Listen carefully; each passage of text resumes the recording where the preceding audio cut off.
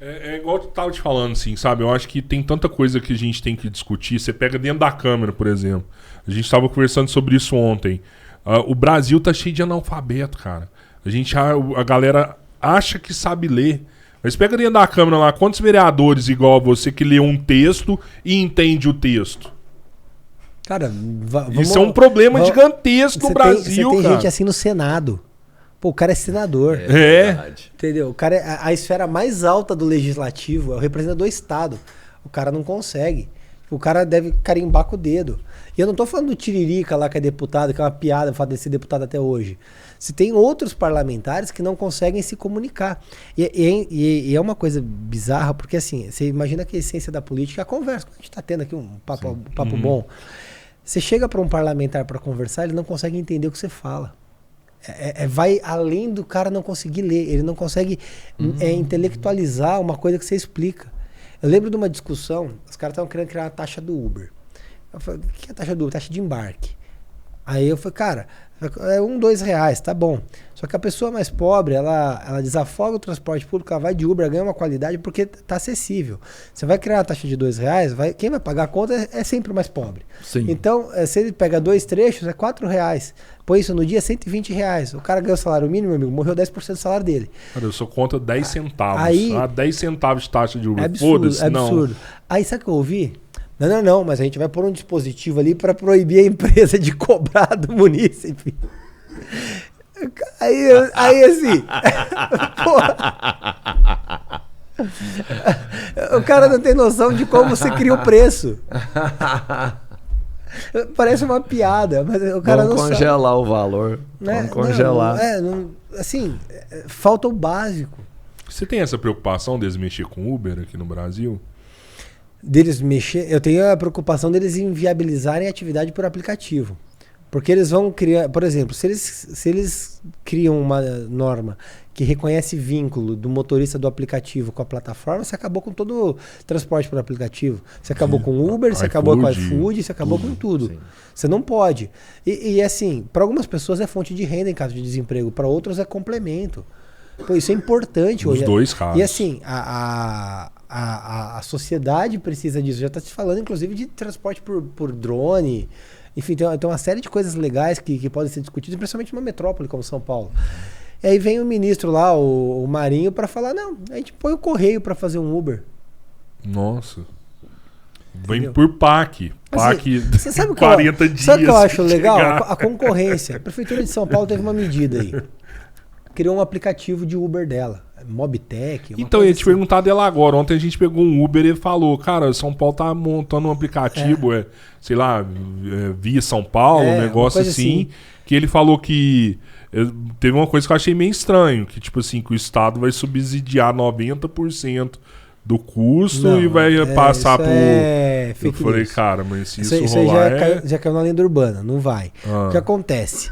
A prefeitura criou uma plataforma. Legal. O motorista ele consegue se remunerar mais em relação ao valor da corrida. Então é vantajoso para o motorista, certo? E o preço da corrida, eu acho que ele é equiparado ou um pouquinho mais barato que o do Uber. Ele me falou que ia ser mais barato. Tem um custo operacional menor, certo? Ponto. A prefeitura vai proibir a Uber? Não, porque a arrecadação tributária dela é importante. Vai proibir 99 táxis? Não. Então ela simplesmente entrou na concorrência. Aí se o aplicativo isso for é bom, fantástico. Concorrência é sempre bom. Entrou na concorrência ali e tal. Tem uma gestão privada do aplicativo.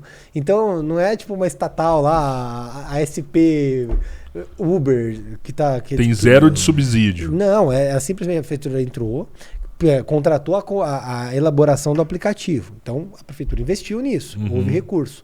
Só que aí ele passa a se gerir. A prefeitura não vai ficar subsidiando corrida. Legal. E até estimula a concorrência também. Estimula a concorrência. Às vezes o Uber baixa por causa disso. O que há uma discussão na cidade hoje é de tarifa zero no ônibus. Aí você fala tarifa zero, eu sou o primeiro a torcer a cara.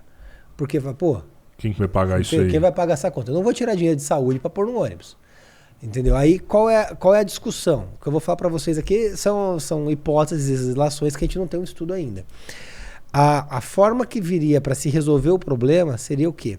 Todo mundo que tem um funcionário hoje, ele paga auxílio transporte para o funcionário. Sim. Já está no custo. E vai para o bolso do funcionário. ao invés de pagar o auxílio transporte, este mesmo valor do auxílio transporte, sem encarecer 1 centavo para o empregador, passa a ser pago para a prefeitura. A prefeitura coloca ônibus elétricos, seria uma das hipóteses discutidas, falando de fato hipotético. Um investimento alto no começo. Não, porque são as empresas, né? Então as empresas que gerem aqui têm que colocar. Licitação. Entra ônibus elétrico, derruba a catraca, então não tem mais cobrador, diminui o custo da operação, certo? E aí você tem essa tarifa para subsidiar. Isso seria legal. Só que aparentemente há um aumento, estima-se que haveria um aumento de 30% na quantidade de pessoas que fazem uso do transporte público se ele passar a ser gratuito. Então há um déficit de mais de 2 bilhões na operação que não dá para a prefeitura subsidiar. Essa é a complexidade. Você chegar para mim e falar assim, ó, vai ter tarifa zero sem dinheiro da prefeitura? Legal, vambora. Agora, a prefeitura vai pôr dinheiro? Acabou, não tem como. Entendeu? Só que eu acho que o prefeito de São Paulo também não entraria nessa onda de colocar dinheiro para ter tarifa zero. Porque, cara, o tarifa zero que o Boulos defende, ele é uma bomba infinita. Porque o que acontece? Se hoje o déficit é 2 bilhões, vai aumentar as pessoas, o ano que vem o déficit é 2,5 bilhões, 3 bilhões, 4 bilhões. O orçamento é de 97 bilhões. Tá? Daqui a pouco metade do orçamento é para subsidiar de transporte. Não dá. Vai crescer infinitamente. Isso é igual funcionalismo público. Você contrata cara concursado, ele já entra no Sampa Prévia ali, começa tal, regime previdenciário, custo de aposentadoria e benefício atestado. Cara, ele vira um problema de... Se o cara tem 20 anos, ele vira um problema por no mínimo 50 anos para a prefeitura. Mas essa para mim é o que o Cabeleira falou, assim. A parte que eu acho que é muito importante, que menos as pessoas dão valor, é a parte econômica do processo. Eles querem benefícios, mas não querem entender a dificuldade disso. Então, tipo assim, ele não vê como um bom político o cara que faz a matemática fechar. Né? O político responsável não tem valor. É Sim. o que promete. Tanto o que deu... É o Lula. Tanto é que isso, eu ia falar isso agora. Tanto é que a gente vê o reflexo disso nas eleições. É o que mais promete, nem é o que vai cumprir, porque o povo sabe que nem vai.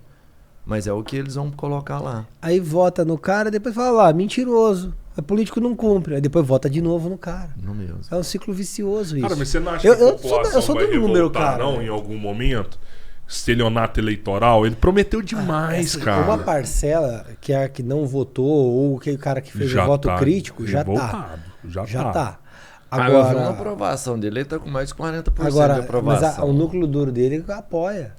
Entendeu? O Lula, ele não desce do palanque.